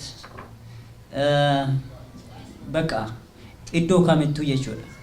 Iddoo hin qabu inni Oromoodhaaf dhiphachuun isaa, quuqamuun isaa Oromoodhaaf maal akka ta'e, maalummaa Oromummaa isaa beekee Oromummaa isaa kana ifa baasee mul'isuudhaaf odoma biyyas jiru nama warra sanii mormaa ture jechuudha. Fayyisaa bichaa adda odoo hin taane atileetonni biroos jiru. Kunneenis amma karaan adda addaatiin baqatanii biyya iddoo biraa kan jiranis jiru. Kana waan ta'eef gaafan Fayyisaan jechuun Riyootti mo'ateetiin inni harka isaa qaxxaamure sani TV ilaaluun dadhabee ani bakka garaadhaan gadi ciiseen inumaan bu'aan ture. Maaliif bakka miidiyaan hundumtu Fayyisaaf jedhee miti kan achi dhaqe hundumtu biyyoota isaanii bakka bu'anii miidiyaan hundumtu waan achi jiru san ummataaf gabaasuuf malee Fayyisaaf achi dhaqee miti. Garuu Fayyisaan immoo achi keessaa isa tokko ta'e. Kanaaf nama akkanaa filatamaa kanaa fi jabaa kana sabboonaa kana kan waan inni kenneef Waaqayyoon haa galatomu jedhaan. Kanaaf waa'ee Fayyisaa waa baay'ee jechuus hin danda'u. Amma isinuu dubbattaniirtanii baay'ee tokkoon jaaladha. Baay'ee tokkoon kabajasi kan na guddisiisa. Iddoo shaakala hojjedhutti akkana hojjedhu akkana godhi na gorsaa addatti. Bakka waan tokko dubbachuu hin danda'u. Waan inni jaalala inni naaf qabu jechuudha.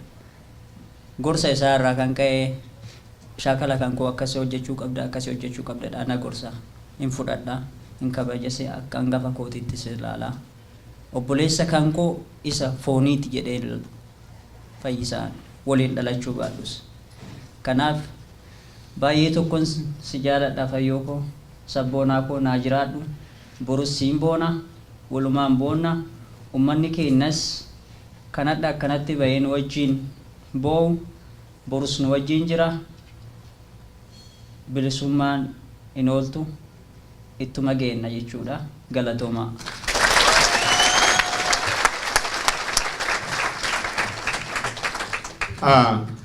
Baay'ee galatooma Muhammad guyyaadhaa akkasitti bareennee mana kana keessa teennee akka akkasitti baasii adda addaa ofirraa baasnu kan nu gargaar namoonni dhuunfaan nu gargaartan akkasumas waldaaleen Oromoo hundinuu waldaan daldaltoonni Oromoo hundinuu tokko tokko maqaa yeroo fudhachuu ta'a kanaaf baay'ee galatoomaa jedha akkasumas waldaa daldaltoota yookiin immoo commerce bakka bu'uudhaan obbo Farhaan Abdullahi jidduu keenya jira duubarra jira I think yeroo biraa titti obbo Farhaan koot gabaabaa tokko jedhi koot okay obbo Farhaan dhufaatiin jira achi booda waldaa hawaasa Oromoo Minnesota achi waldaa sanii booda waldaa hawaasa Oromoo Minnesota isatti aansee picture taking picturii kana akkitti fudhannu per table teebiliin ka'a as fudhannaa sagantaa kenna picturiin fidnaa jechoo akkasitti wal duraa duuba gama waldaa hawaasa Oromootii maaltu akka gabba'u itti aansinee haa dhageenyu yeroo kanatti obbo Farahaan maallaqa qabaa yookiin immoo treasury waldaa Chamber of Commerce yookiin waldaa daldaltoota Oromoo ti waan ta'eef asitti dhufee akka waan gabaabaa dubbatu isaafeera obbo Farhaan.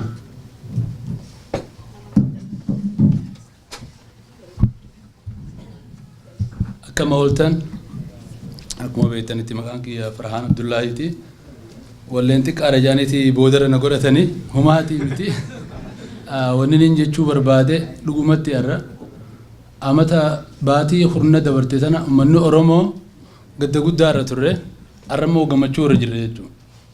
So gammachuu tanaas egaa rabbuma siigaltee gadda tana kana qabuutu gammachuu qaba. Obboleeyyan keenya warra siigaltee dhiiga isaaniitti fixaa jiru sani arra fayyisaan siigaltee fayyaa haa ta'u dhiiga isaanii san ifatti baasee addunyaa cufaratti akkasitti itti hime jechuudha.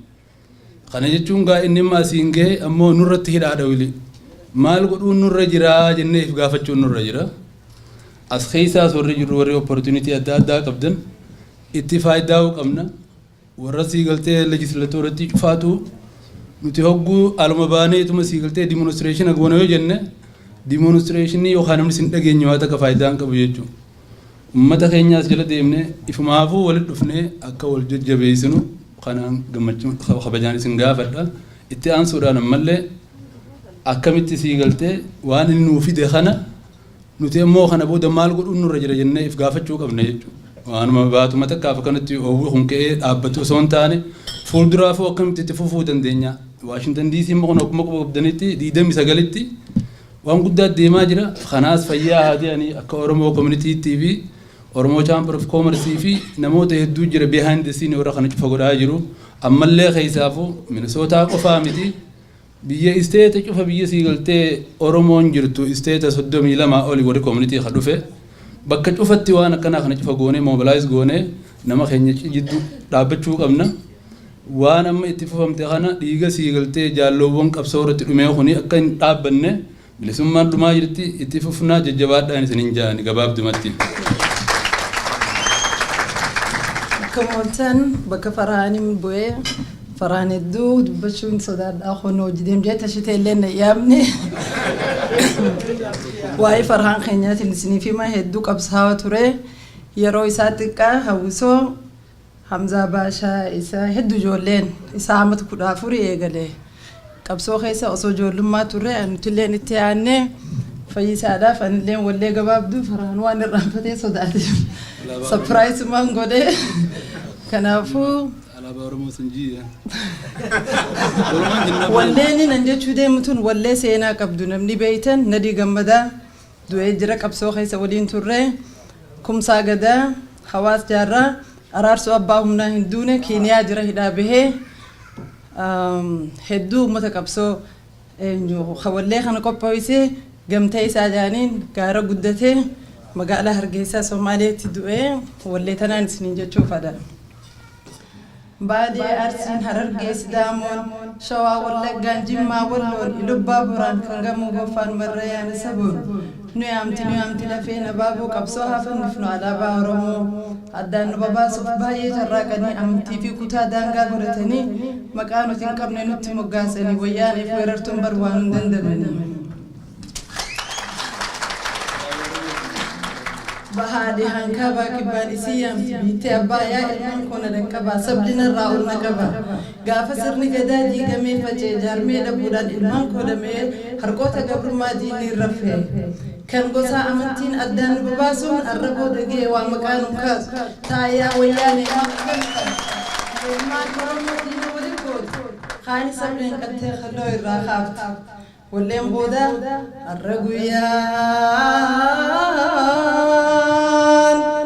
الرقيان خفيساتي الرقيان خورموتي ويا ولد فني فيسالا بوتشسني الرقيان خفيساتي الرقيان خلاليساتي يا ولد فني خمري قميف بوي قويا تكون مدوفا ورمو قويا بلي صومنو قويا شكر كيس على بادا بنو فيسا دا وجهي جلتي لي تشفنو قويا شكر كيس على بادا بنو سبخين يا وجهي جلتي والامبرا وانا بالي قبنا تكادو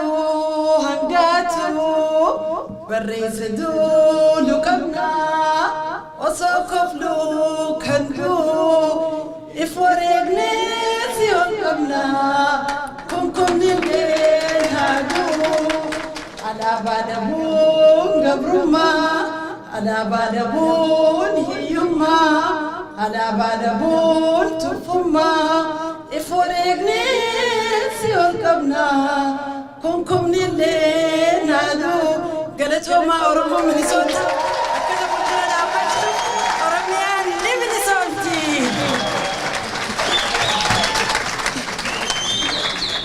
وكشوتي نعمل ogummaa margee yeroo biraa kanaaf baay'ee galatoomi boordii waldaa hawaasa Oromoo Minisootaa kataatan hundaanuu akkas ufafoo dhuftan isin affeera as koottaa yeroo tokko gubbaa kanatti saniin duratti mee yeroo tokko harka nu dhaafi obbo Ahmad Yaasiin rikoordii kana jenne yeroo dheeraatitti geggeessuun walitti qabuun yeroo baay'ee wanta nu kuusee nu ka'a kanaaf baay'ee galatoom jennaan obbo Ahmad Yaasiin laayifii April 19 achirraa dabarsaa turanii baay'ee galatoom asiniin jenne boordii waldaa hawaasa Oromoo Minisootaa kataatan hundinuu koottaa asir Ifamsi harkaa fuudhuu fi miti sa'aatii sallaala sa'aa meeqam deemuuf ta'a kudha takkaami kudhanii fi 40 daqiiqaa 20 keessatti bika kanarraa ba'uu qabdan jaanii warri boortis dabaa koottaa waan goonu gabaabsine dafnee warri isin hundinuu isaa wajjin footoo akka kaatamu ni beeyna haa gaggabaabsinu fayyaadha.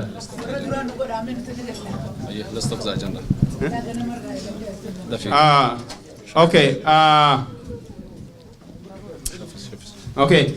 Nuti obbo Fayyisaan akkas dhufu barbaanna. Obbo Fayyisaan as akka dhufu barbaanna. Okay. Please bakkuma teettanii turaa yoo akkas yoo ta'e malee picturii ka'uun baay'ee nama dhiba. Bakka teettanii yoo turre ammoo keeyosii ta'a. Taa'umsaa isin kaafna. Please as turaa. nullee ka jechuu barbaannu uma gabaabaa akka jennu barbaanna kanallee maali akkuma qara jennee dhabiinsa qarshii hin taane kennaa galatoomaa jechuun hawaasni kunini kama isinirraa dhufe hawaasni magaalaa kanaa walitti dhufeetiin kennaa kennuu qabna nullee jedhee irraa mari'ate kanaaf kennaan kunini torbaan tokko keessatti galaatiin ture torbaan kanallee dhufaatiin ture adhallee ka dhufaatiin jiru jira ka credit kaardiin deemu jira garuu akka herrega kennaatitti kennaa argame asirratti ibsuu barbaanna mee maal jenna yeroon illee gabaabduudha maal jettan hin tilmaamtu abbaa booraa maal jett hagam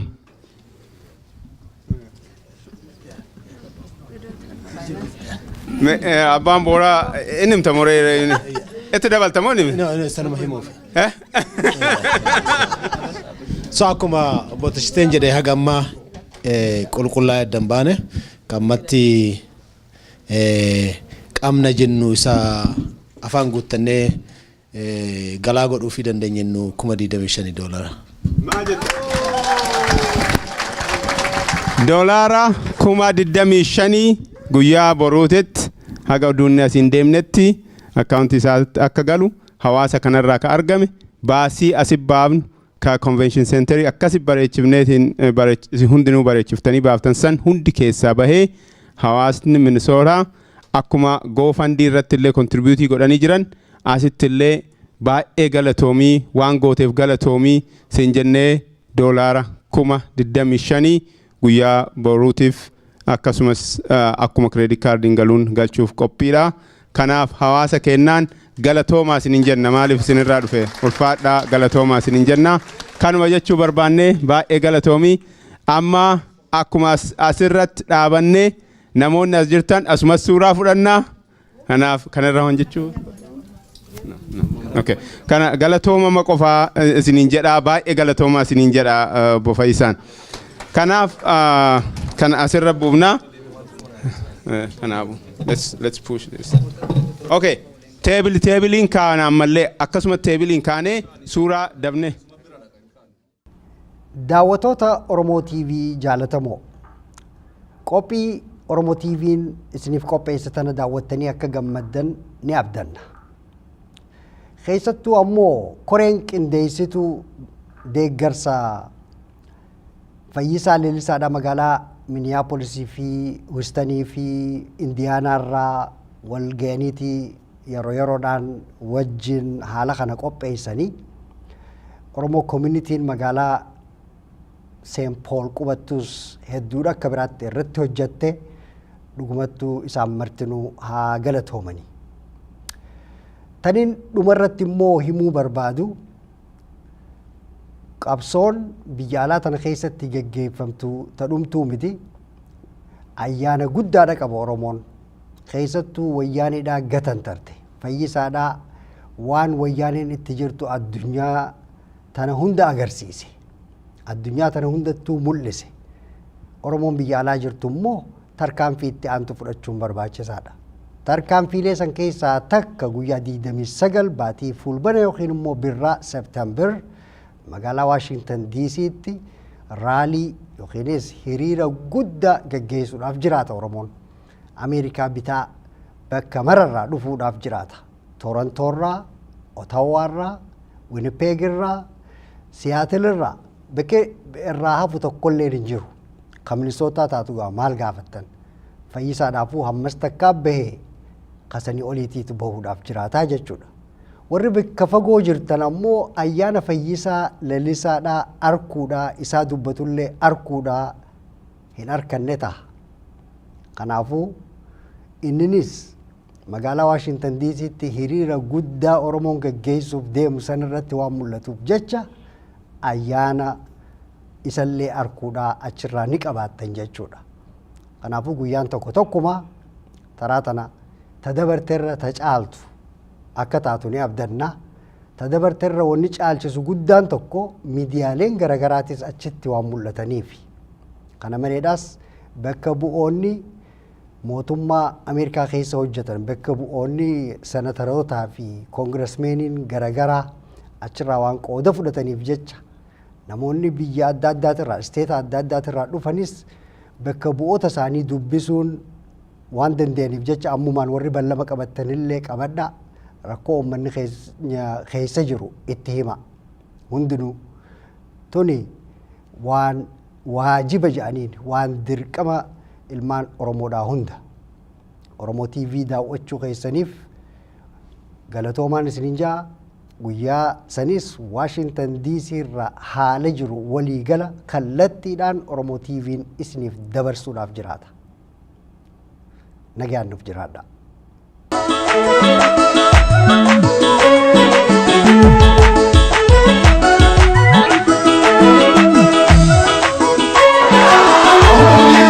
Namni saba biti piadu halala waldagaya oso Oromo midhamu jallisu wahitaha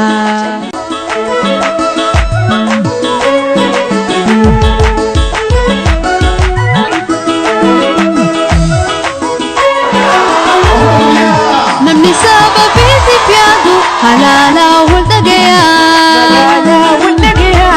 oso Oromo midhamu jallisu wahitaha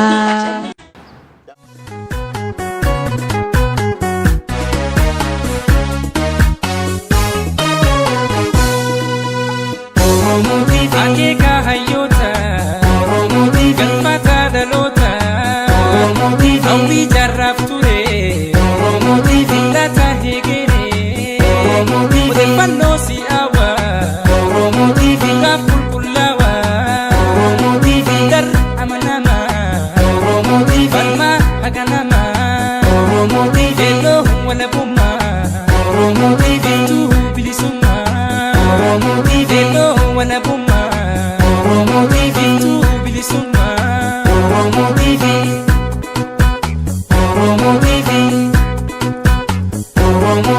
Te teknoloji Lola lan sadarka Sagale Oromo Kagam Afrika Arka sabagudda O harsa yero hunda Etil adunya Oromiyan Kenya Rade bubaha Goma oftaha Rade bubaha Goma oftaha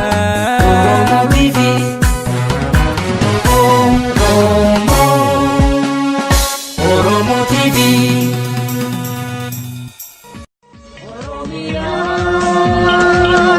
Dia Bogota Dia Bogandura Kasawan Ilmangke Erregam Tesatan Jami